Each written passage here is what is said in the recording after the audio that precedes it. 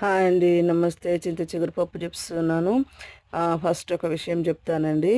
ఈ cooker steel cooker అండి. అమెజాన్లో ఆర్డర్ పెట్టాను. ఇందులో కాస్త ఇనుము కలిసిందండి.